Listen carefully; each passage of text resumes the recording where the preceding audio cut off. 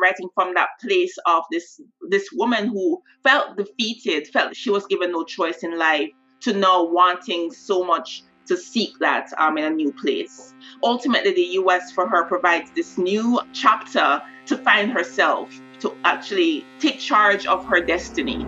Do you like books? I'm outlining a new writing project. Who wrote this book? Read it. Reread it. Sometimes I'd write something. What are you writing? Have you written anything lately? I'm Amanda Stern, and this is Bookable.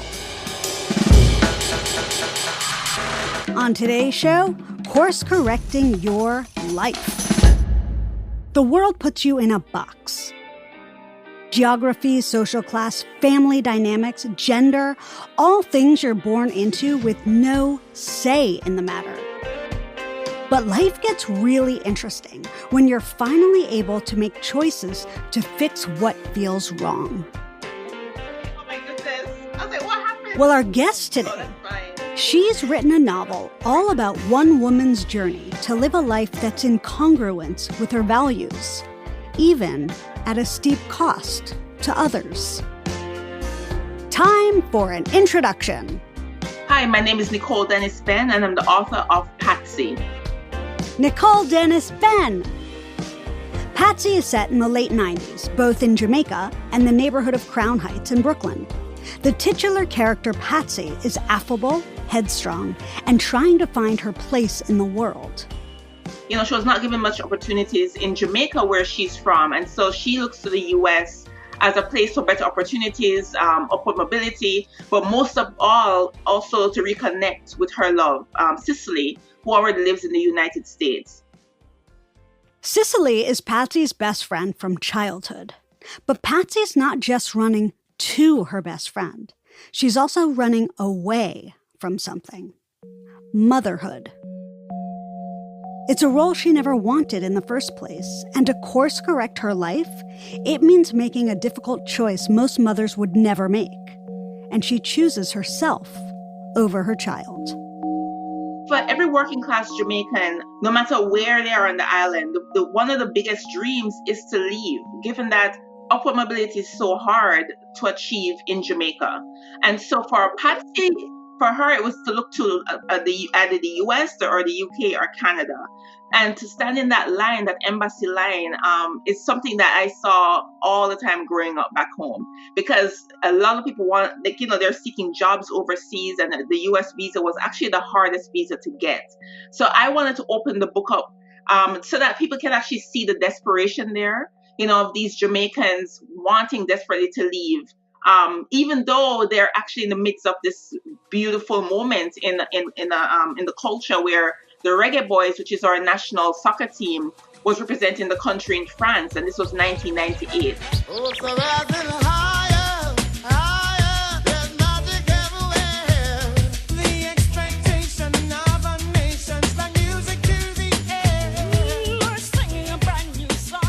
So I actually wanted to parallel that, the juxtaposition between the joy that you're seeing and then also that desperation for, that many working class Jamaicans had to leave to find better opportunities elsewhere. Mm-hmm. And so that's why it was so important to document that embassy scene and document Patsy's anxiety, because I know, if she gets rejected, that means she has to apply and wait another 2 years, to come back. And so that's something that every Jamaican had, that anxiety in that line waiting. And so can you tell the listeners what it is that gets Patsy approved for a visa? Right. So Patsy, by chance, she had this person who was working the desk when she went to do her interview. And, he happened to mention having a child.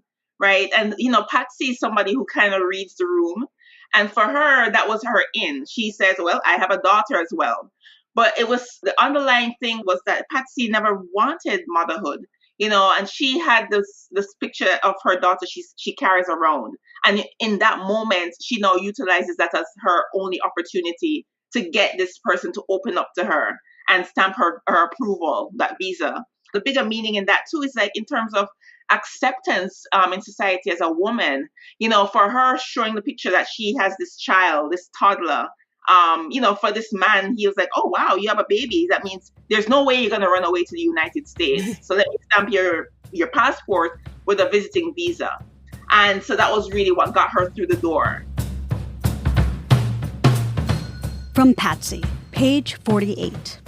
Patsy's rage had soared unbounded, encompassing not only her powerlessness, but the accumulated resentments she had for her mother, the pain of her mother's loyalty and affection for Jesus. Patsy had to be restrained once by the church sisters who had come to pray for her. They clamped their hands on her shoulders and belly, hardened hands, calloused from washing clothes and scrubbing floors, hands used to comfort grief-stricken mothers and catch those who throw themselves about, eye-rolling, swept up in the Holy Spirit. She was raised by a very religious mother, and I mentioned earlier that, here's a working-class Jamaican woman who was already defeated by society. First of all, she's a dark-skinned Black girl, and growing up on an island that still has a lot of our post-colonial scars, an island that still tells the darker population, the working class Jamaicans, that there's nothing that you can really do. There's no job, education is not free. And also, if you're dark skinned, there's no opportunities for accessibility. So the colorism is real. And so here's Patsy existing in that realm, existing in a household where her mother is already defeated. Her mother has already left. I mean, she's there physically, but she emotionally, she left. She went into the church. She gave her life to Christ. And, she had more Jesus figurines around the house than food in the cupboard. And so for Patsy, seeing that, coming of age, realizing that she doesn't want to be her mother, knowing that she also sits in that defeat or in the shadow of that defeat. And she knows that if she looks at her daughter with nothing to give, nothing to offer, that's ultimate failure for her. So she ultimately says, you know what, I'm going to have my daughter be raised by the father and leave to the United States, where she hopes to find herself or to find her place in the world. And also, meanwhile, she has this friend Cicely who she is in love with. And, that it's a blurry line between the platonic relationship and romantic relationship with Cicely and Patsy, because here Cicely is this light-skinned best friend that she met in primary school, the one who chose her, like quote unquote, chose Patsy as her friend, the way Jesus chooses his 12 disciples.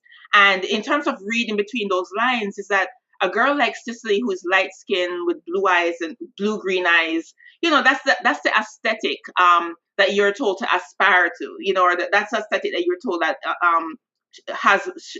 is going to make it. The people who are going to rise and make it in society, the Cicely's of the world were the friends that you ought to aspire to have. And so the fact that she chose Patsy, that's Patsy's one validation in life. So she's now chasing that across the ocean as an adult, saying, well, I have this friend Cicely in the US.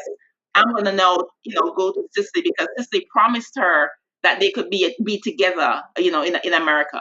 And so Patsy dropped everything in Jamaica with the hopes that America would be her heaven, the way how Mama G's heaven was the church. Well, church promised Mama G heaven. Here, America is promising Patsy Cicely in addition to upward mobility.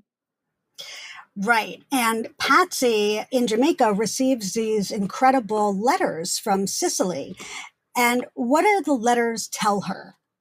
Yeah, Cicely writes these beautiful letters promising that, America, they have this freedom. They can stroll to Chinatown. They can, go to stores and be together, live in a nice house together, with the white picket fences. So all these promises that Cicely was sketching out in these letters kind of build Patsy up. She's like, oh, wow, here I am sitting in my cubicle with all these stacks of things, because Patsy's a secretary at the ministry. She's underpaid and she's underpaid and overworked. And so these letters were her reprieve. And so when she got those letters, she was able to dream. For the very first time, she had a dream. And to act on that, to go to the embassy, get her visa, come all the way to Brooklyn, New York, and see that Cicely is already married with a family. So it was just a brutal disappointment. It was something that Patsy never expected. And so she had to deal with that in addition to her, having no paperwork. It was so brutal because Patsy is sold on a fantasy, not only of America, but of this life that she could have with this woman that she loves. Exactly. And then she arrives here. And what is the reality that Patsy arrives into?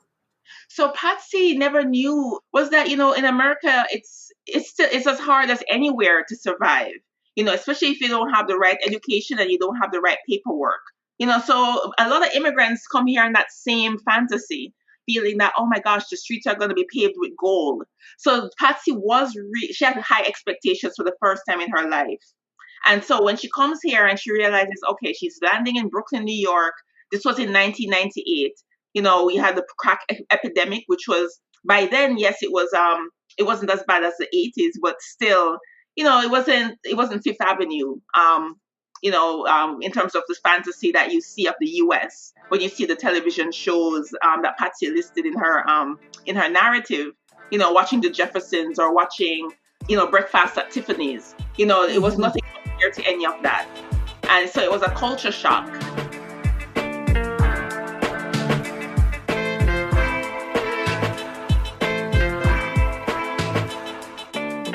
From Patsy, page 228. Mama G's eyes are shut so tight in prayer that she doesn't notice when True returns and sits back down to hide from the talking eyes. It's exactly how the teachers at school looked at Olivia Moore when her mother died of cancer. How their heads bow slightly in her presence and their chatter quieted.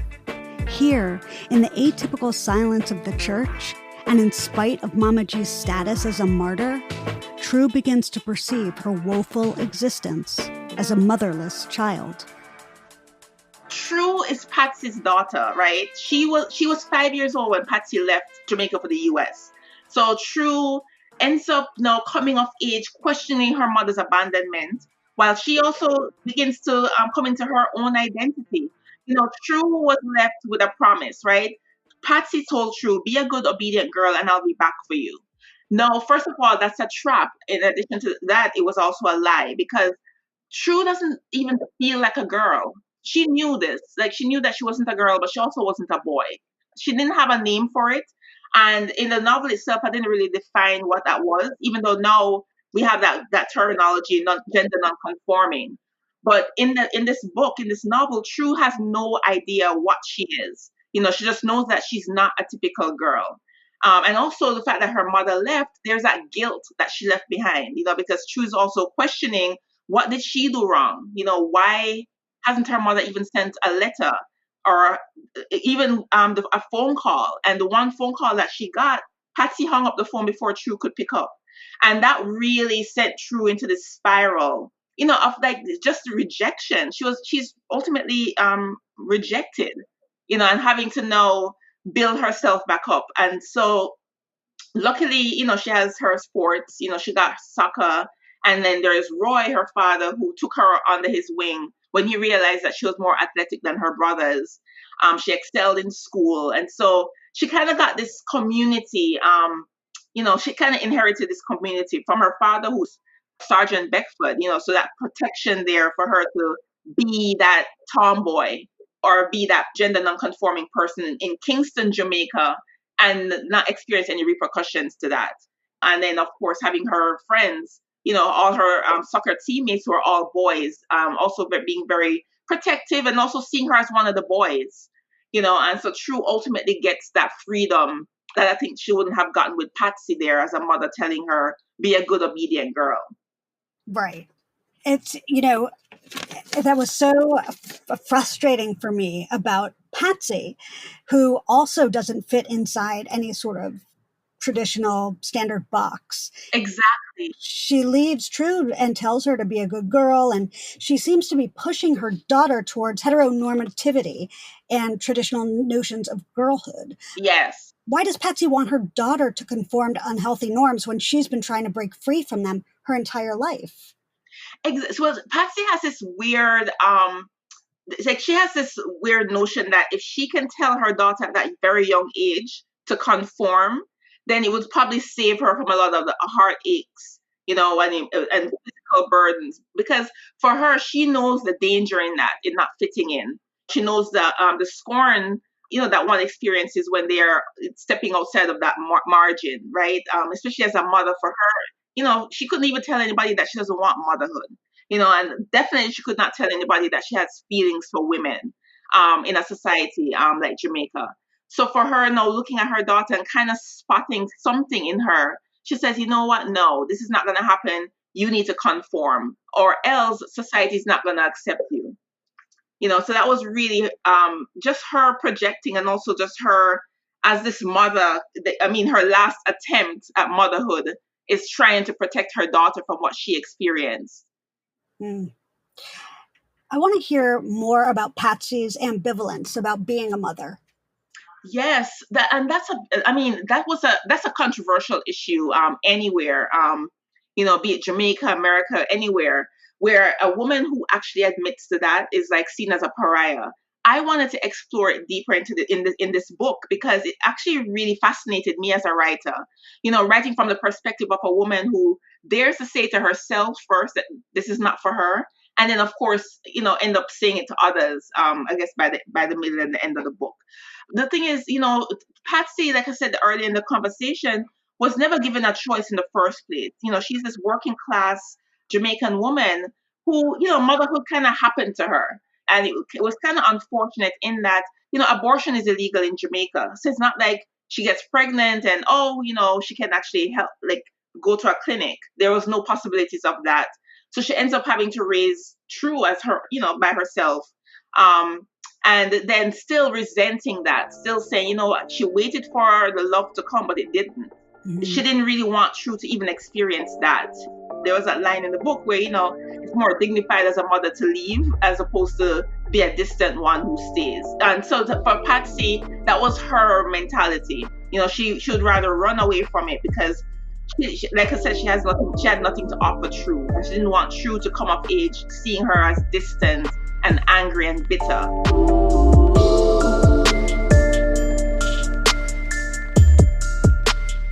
Time for a short break.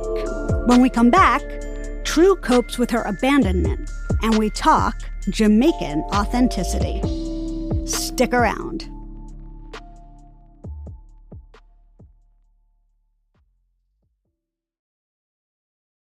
Great children's books open up new worlds for discovery. With Literati Kids, your child can explore uncharted places every month with spellbinding stories handpicked by experts. Literati Kids is a try-before-you-buy subscription book club. Each month, they deliver 5 vibrantly illustrated and age-appropriate children's books for your budding bookworm. Each book bundle is thoughtfully tailored by education experts with 5 stories meant to spark new interests and nurture a healthy curiosity.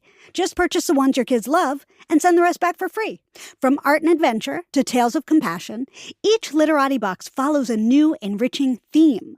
With personalized extras like stickers, surprises, and special guest artwork, every box is a fun and fresh adventure. Head to literati.com/bookable for 25% off your first 2 orders. Select your child's book club and start them on a literary journey like no other. Literati.com/bookable is the only place to find 25% off your first 2 orders of this one-of-a-kind book subscription, the most joyful way to foster a lifelong love of learning. That's literati.com/bookable.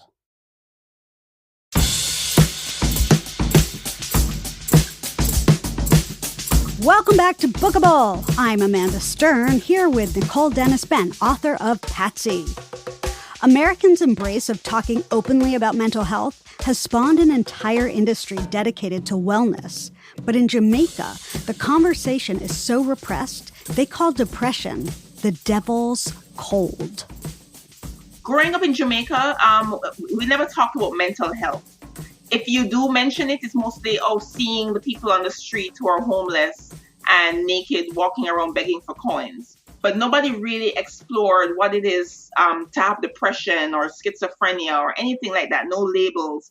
And so if you're sad, you just say you're feeling blue. You never really utter any word identifying what you're feeling. And so many Jamaicans we're a very religious society. And so many just go to the church and you hear things like, oh, pray about it. You're feeling worried or whatever it is, pray about it. And so for a Mama G, she's utilizing religion for her as her coping mechanism. I mentioned that she was already defeated and, she took religion to the extreme. This woman had no food in the cupboard, but she had, all these Jesus figurines and rose water and all these things. And so, it begs us to really question what's really going on there with this woman. And then, of course, here's Patsy dealing with this devil's cold. But for her, because she doesn't have the language for it, it's referred to as the devil's cold. And it follows her from Jamaica to America. She thought for a brief second that America would actually help her to feel better, that Sicily would help her to feel better. But that's far from the truth. For Patsy navigating America as undocumented and now having depression, it was really hard because she has no health insurance, no access to mental health care. And the one time that she did see on TV that there's something called Prozac, she went into the Rite Aid and the person was like, well, you need a prescription, but she has no doctor. She has no psychiatrist. And so that was something that I wanted to tap into, with the undocumented immigrant experience. And then, of course, there's Sue, who is going through what she's going through, cutting herself, feeling the need to cut herself because that's how she takes out her depression. That's how she takes out her anxieties, her frustration with not fitting into the world or into school. And so that's what she does privately. And so that's something that we don't talk about in Jamaica as well. We tend to look at those things as an uptown problem, an upper class problem, because those individuals who have the money and the prestige, they're more forthcoming with certain things that people in the working class society don't have. So mental health care is one of them for sure. And so for True, that's something I wanted to explore in a working class Jamaican girl, her cutting herself that way to cope.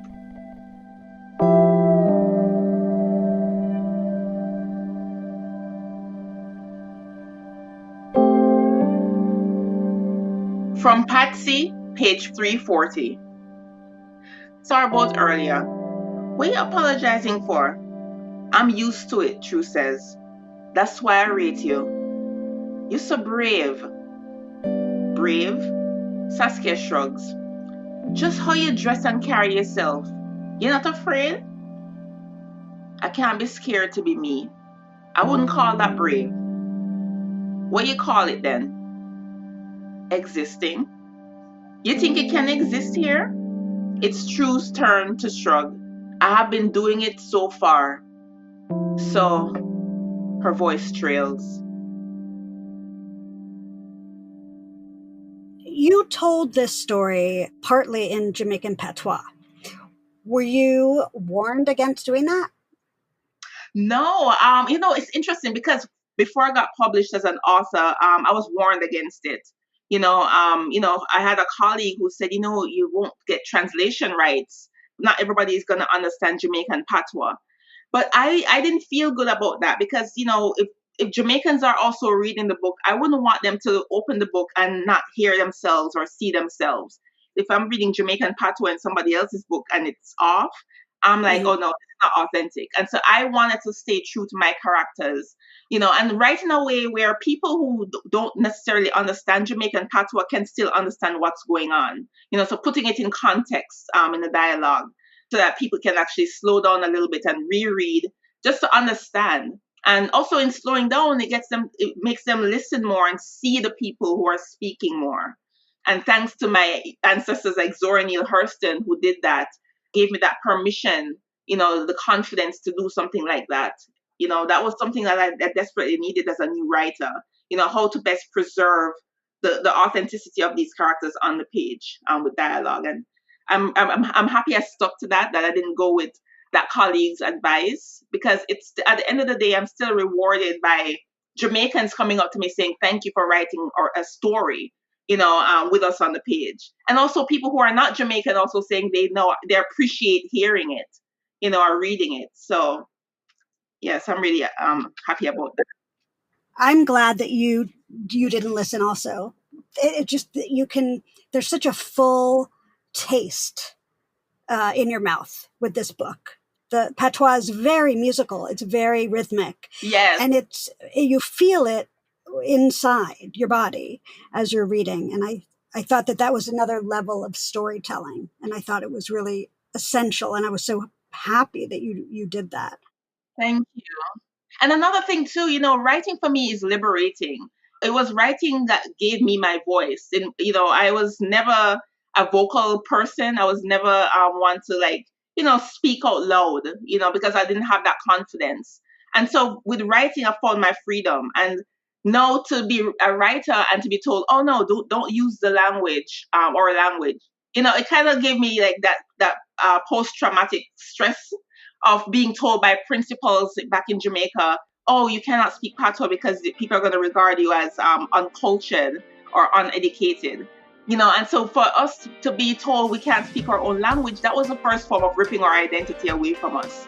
And so for me now, finding my voice again and finding my identity in writing, it's like I need to reclaim what was taken away from me.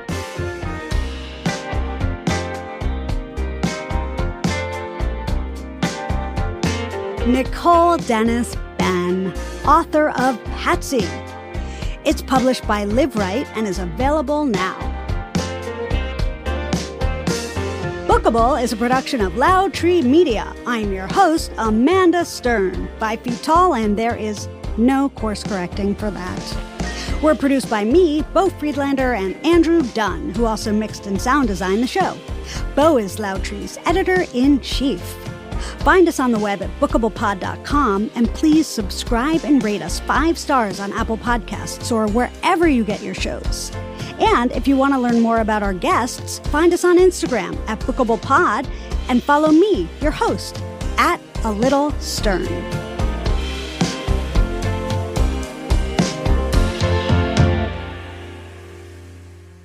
This is Bookable.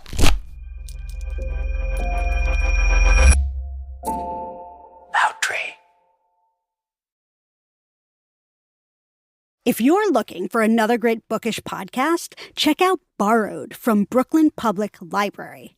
Each episode starts at the library and takes you somewhere new. Hear the surprising story of Brooklyn's trash collection, the Tibetan language story time that made it around the world, interviews with Brooklyn poets, the history of a 17th century African burial ground, and so much more. And every episode ends with book recommendations from a BPL librarian.